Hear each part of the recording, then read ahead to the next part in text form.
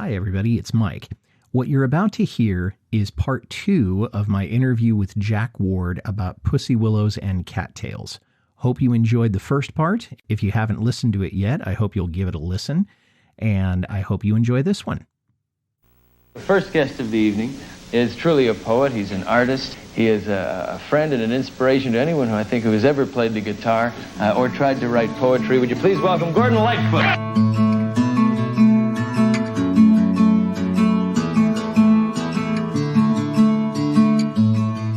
So the song was from the Did She Mention My Name album. This was Gordon's third studio album. He was still with United Artists at that time. He recorded it in December of 67, which is another reason why you have this intimacy, because it's freezing outside. So the studio probably had that feel to it also. And it was released 1 month later in January of 68. It was the 8th song on the album. It was the second song on side B, so it's buried way down in this. It was clearly not released as a single, and I think in late 67, 68, it would never have made the charts. So It was very smart of UA not to release it. But the record itself did, I believe this is the first of Lightfoot's albums that actually made the charts. The first two had not entered the charts from what I could tell. This one went to number 21 on the Canadian charts. It did not chart in the US or the UK or Australia and New Zealand, but it was the first time that he'd actually dented the charts, and it was incredibly well reviewed. This particular track had Gordon and Red Shea. John Stockfish was listed as the bass player, although I haven't really listened to see what presence the bass had in this song. But the real star of this track has to be John Simon, who produced the album, but also did the arrangements for all the orchestral instruments. We'll probably never know who the individual artists were who played the oboe or the bassoon or the cello or things like this. What we do know is that John Simon had worked on things like Red Rubber Ball by The Circle, another Paul Simon song, and Romeo's Tomb by Steve Forbert, and a whole bunch of other things. So he clearly knew what he was doing when it came to music. That is my favorite aspect of the song, is the woodwind instruments that Simon put into the arrangement. What was your favorite musical aspect? You're right about the music. My sister played flute and she would play along with that too. And that just elevates the aspect of its timelessness. I love the resolution. I've seen it playing in G minor. I play it in E minor. But that third line where catbirds and cornfields, daydreams together, reveling, disheveling, the summer nights can bring. That note alone is just miraculous. It just builds you up, that particular note. And for me, I almost wait for it in every single verse because I know it's coming, because it's all done in a minor chord throughout the whole thing. So that minor brings you this sense of thoughtfulness, maybe a little bit of loss from the past, very sentimental, but not in a very happy way necessarily, right? But then he brings it around to go to, oh no, this is wonderful. It's a major chord, I think. Yes.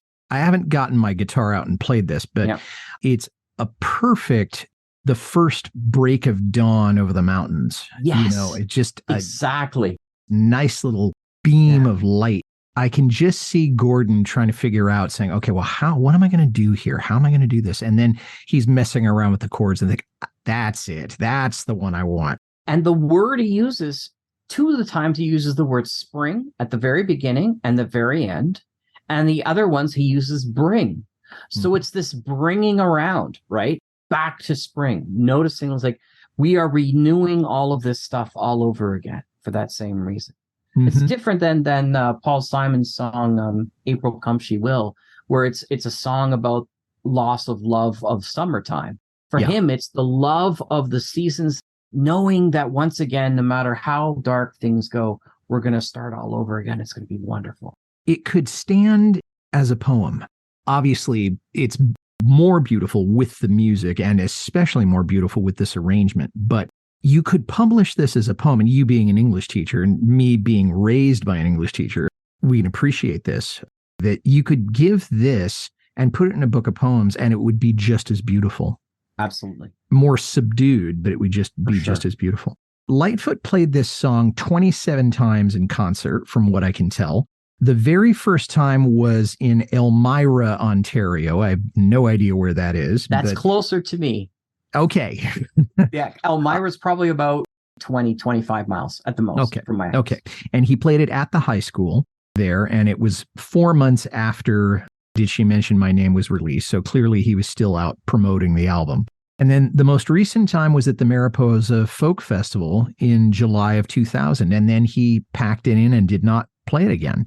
Wow. And my sense of it is that from 2000 onward, he did have a number of health issues from time to time. And as you said, to do this in its original key really takes some flexible vocal cords, which he just may not have felt he had any longer. And I don't know how the Bell's palsy, that was back in the 80s or something, wasn't it? That he had a strike of Bell's palsy at one point? Seem to remember it was the 70s, but it might have been. Yeah, one of the two. Even though that passes, how as you get age, that could still cause more issues as time goes by. You never know how that can cause a problem too. So, yeah. Yeah. Again, I don't know, and we'll never know why he stopped singing it. This is just my hypothesis as we're sitting here on a Saturday afternoon. There have been a number of covers. There were 13 official covers that I could find, the most popular of which was by Kenny Rankin, but it was also done by John Arpham, Jean-Guy Barcon, Neil Chodam, Laurie Cullen, Pat Hervey, the Laurie Bauer Singers, and I think that might have been one of the choral arrangements that you mentioned, Claudine Longette, Barbara Madison, the Mariposa Reeds, Perry Novak and Bob Volkman, Jack Semple, and Robin Wakefield. None of those people are Taylor Swift. I mean, I don't want to say obscure, but they're certainly not people who are on the front page of Entertainment Weekly or, something like that. So I'm wondering how many of those, if any, have you heard, and did any of them resonate with you? It's funny. The ones I've only heard are local people, or I've gone to coffee shops or that. I heard a beautiful version online. I was just on YouTube where a woman was doing it strictly with a harp. It's just a beautiful rendition of the harp. And again, that almost brings in that choir aspect of the church. I might have heard some of the versions that you mentioned. I wouldn't have remembered the name at the time, but it's fascinating. I always slowed it down when I performed it. And so when I went back to listen to it again, I realized, oh no, he's playing it faster than I normally perform it myself. And I'm like, that's an interesting aspect as well. Just the speed of the song says an awful lot of the hopefulness that he has of this aspect of enjoying every aspect of it. We'll be right back to our conversation with Jack Ward about Pussy Willows and Cattails. But first, a word from podcast partner or two. Is that song really a cover? What instrument are they playing there? What do those crazy lyrics mean? If you're the kind of person who thinks about stuff like that, you're in luck, because I've got just the podcast for you. How Good It Is chooses a single song each episode and takes a dive into the story behind the song and the artist who made it famous. I'm Claude Call. You can find me in your favorite podcast software, or just point your browser to howgooditis.com. How good it is. Hello, I'm JT, a lifelong student of the paranormal and the unexplained. I've spent over 35 years researching and learning about a wide range of subjects, from UFOs and cryptids to ghosts and the supernatural, from hidden and lost treasures to mankind's mysterious past, and all other things mysterious and Fortean. Each week I'll bring you some relevant and interesting articles in this genre, as well as a different topic. Some you may be familiar with, but many you most likely will never have known existed. So sit back, relax, and enjoy the ride. And let me be your tour guide as we explore the unexplained on the Paranormal Son. Yeah, and he's clearly enjoying being in the center of it. I like the pacing that it had. Obviously, it's not something that should be played fast. And I think that he probably had to work on it to know sort of a muscle memory. Okay, how fast am I going to do this? It's in a 3/4 time. So that's going to make you think about it a little bit differently than if it was in 4/4. So he'd have to really work on the pacing of this. There's only one person that I could think of that I would love to have heard do this and who could potentially still do it, I guess. I think Peter Gabriel might be able to do an okay job with That would this. be amazing. What a choice. That is so cool. I Mhm. love it. But I couldn't think of anybody else. And Peter Gabriel's not a top 40 guy anymore. But when I think of the people who are really popular today, and I'm thinking about male vocalists, and I'm thinking about people who would be in the folk and country realm, nobody came to mind, about who I would really like to hear this. So Peter Gabriel is the only one that really jumped out. Is there anybody that you had thought of that, I'd kind of like to see this person take a shot at it?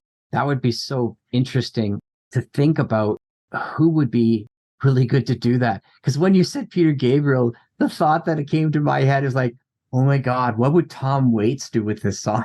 Can you imagine how he would just totally, it wouldn't be unrecognizable, right? If Tom Waits did it. Well, not only that, but any feeling of it would have been destroyed. It would be like Dylan doing Wild Horses.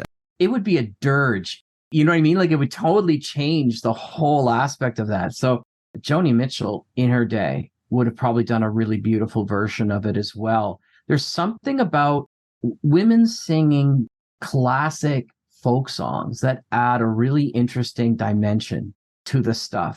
I heard I forget who it was, but somebody was doing one of the classic Neil Young songs.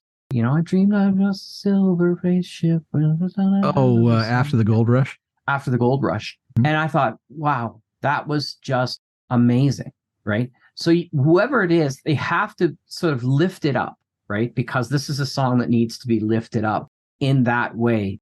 That's why I laughed when I thought of Tom Waits, because, oh my God, he'd do the exact opposite of that, right?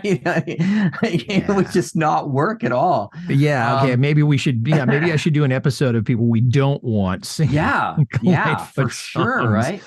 Kind of like Jennifer Warnes did such a good job with Famous Raincoat. It was like the first album that actually took somebody's works like Leonard Cohen and did it through their gaze, and it worked really well.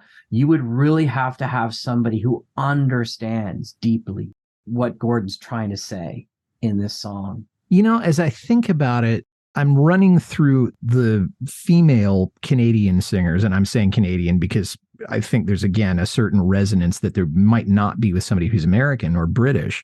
I can't hear Anne Murray doing it. No. I can't hear Sarah McLachlan doing it, but I can hear Linda Ronstadt. Yeah. Although she's not from Canada, but right. I could see her doing it because I think she had the sensitivity to it. Of course, now, she's not able to sing anymore, but yeah, I think she might have done that, but I can't really hear too many other, that's something where I'd really have to think about it. Could a woman, and if so, who could really knock this out of the park? I'd have to think about it. I'm not saying that there isn't. I'm not saying it couldn't be done. Eva Cassidy, check her out. Of all people that would come, of female singers, I think she could have done a really good job with that. Okay, so, Eva Cassidy. All right, good. Judy Collins might have been able to do this too in her prime. In her day. Yeah. So, Jack, as we're sort of winding up here, you have any other closing thoughts on Pussy Willow's Cattails? And then I had a couple of questions for you, not directly related to the song, before we drive this mighty Wurlitzer into the night. I wanted to find more from him himself to talk about his process in something like this, because it's mesmerizing. As an artist, you wonder how much editing he did, how much the words came to him, the words themselves. He uses very strong adjectives, very strong verbs, and that's what paints the pictures extremely well. And so I wish I had those conversations. These are things that I wish I could have had, and I questions I would have had to have. There are people I wish I could have interviewed in my job as a podcaster that I will never get a chance to do. That would have been one of them as a writer himself. And those things you have to almost have like a sit down drink with before you ever pull those things out, because they're the one level beyond that first aspect. One of the great things about podcasting, I think you understand, you agree, is that the long form conversation brings you to much better levels. Yes, although it does mean that you still have to be sensitive to your audience and realize that people's attention spans have only gotten worse. But it does lend itself to having a more lengthy conversation than you could even on a regular radio show, and especially on television, because then it's broken up in so many different ways and there's such a demand for time. But yeah, I agree with you on the podcasting aspect, which brings me to, where were you and what were you doing when you found out that Gordon had passed away? Goodness. I was in my classroom, and actually a student told me, because I had performed, I think, the Edmund Fitzgerald for one of my English classes. And I forget the actual day now, but they came in and they said, do you know he's passed away? And it's hard when you hear stuff like that as a teacher, because you don't want to give away too much of your actual reaction because everybody's watching you, right? I had to take a moment. I really did. I got them to do their reading. It was the beginning of class, so they got to do their reading, and I had to step out in the hall and just sort of compose myself, because everything has an ending. All books end at some point, but you never want to end certain books. You know what I mean? You want to keep reading them. You want the next chapter to happen. When we see the people that our generation grew up with getting on in years, and 2023 has been just awful in terms of the losses that we've had in the music world. It's sobering, because you realize that although these people have shaped our lives and they've guided us and they've gotten us through terrible times, at some point they have to move on, just like the rest of us do. So it's a bit like losing a mentor. And that's, I think, how a lot of people who listen to this show probably felt when he died in May. We'll be right back to our conversation with Jack Ward about Pussy Willows and Cattails. But first, a word from a podcast partner or two.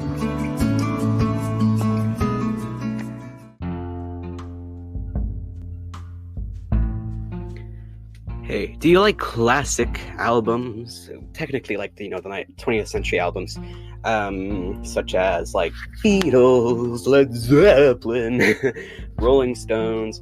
I've only had Beatle episodes so far, however, I'll be doing more. But welcome to my show, or rather, hey, welcome to check out my show.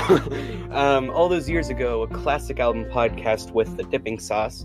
As you can see, the George Harrison reference. I review classic albums, not of those the likes of Beethoven, the likes of the Beatles and Rolling Stones, and like I mentioned earlier, or what have you. So yeah, check it out. It's every Monday. I do albums, conspiracies, songs, all that jazz. So just check it out. All those years ago, a classic album podcast, wherever you get your podcasts.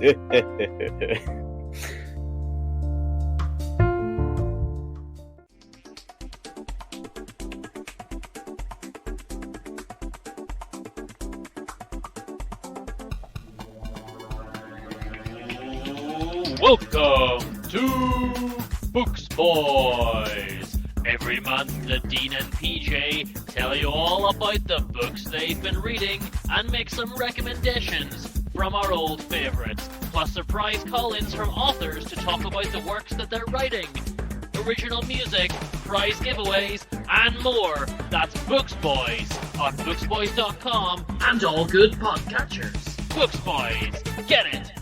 Buy it. Books.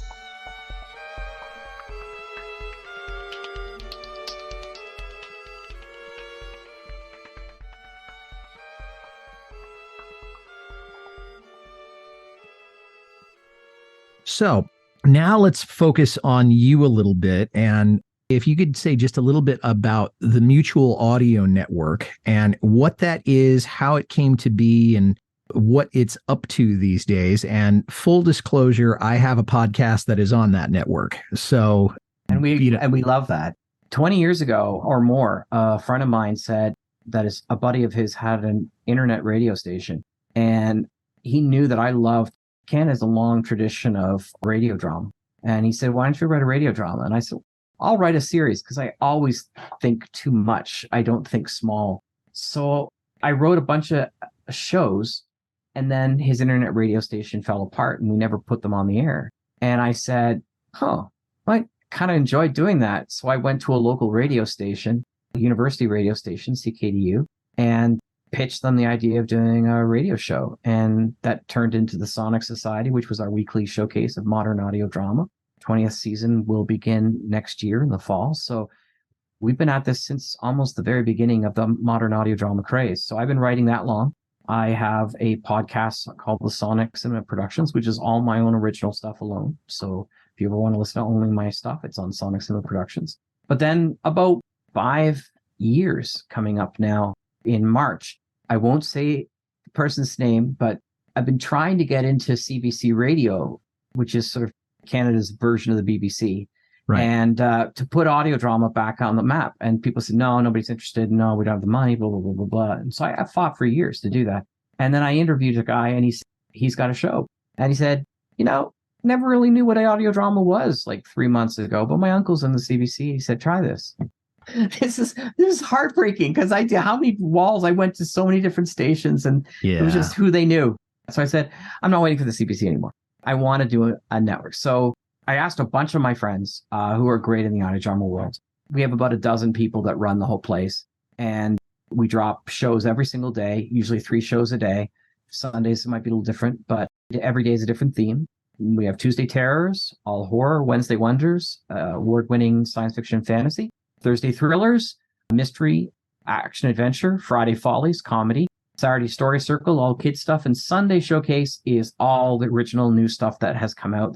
And that's where the Sonic Society now resides every single year. So I call it Mutual because so many of my favorite old-time radio shows came from the Mutual broadcasting system. Right. And they don't exist anymore, right? So Superman, The Shadow, there's just a ton of different shows that started off in Mutual. So I thought, I love the idea of Mutual. So I just called it the Mutual Audio Network, and we've been running it ever since. It's been a lot of fun.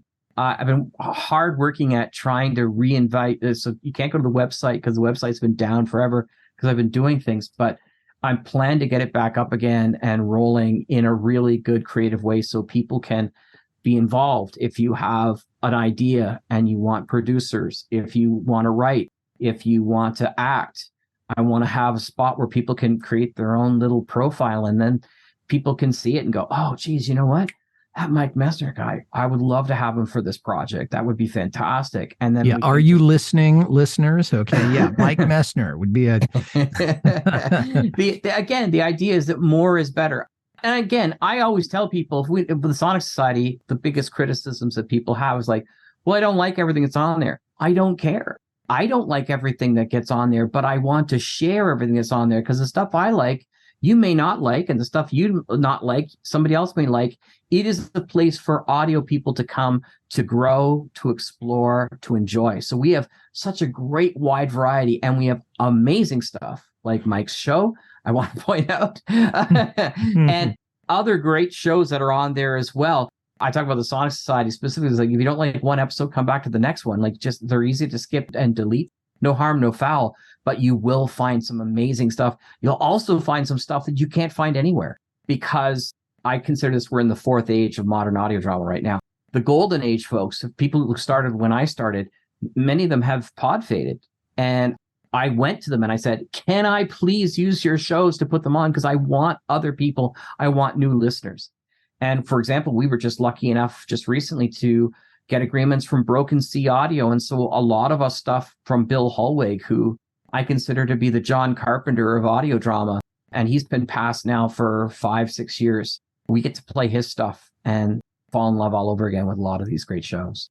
That's fantastic. And it really is such a huge part of the English-speaking culture. And I'm not as familiar with the Canadian side of it, but it is the theater of the mind. And it's such an important part of the heritage that we have to have people like yourself who are continuing to do it and are finding so much of it and making it possible for people to hear it is just amazing. And it's a blessing, especially to those of us who make it to continue to do it. So shameless plug, Mike Messner's show is called In the President's Service.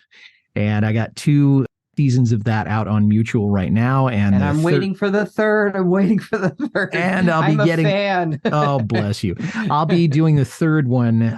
My friends and I in the Long Highway Players will be doing that this winter, and hopefully we'll get that released early in this summer. Well, Jack Ward, this has been so much fun. We've been talking about it for months, and this is just the beginning of what will be, I know, a series of other conversations about audio drama and music and teaching and all kinds of things. So thank you so much for joining me today.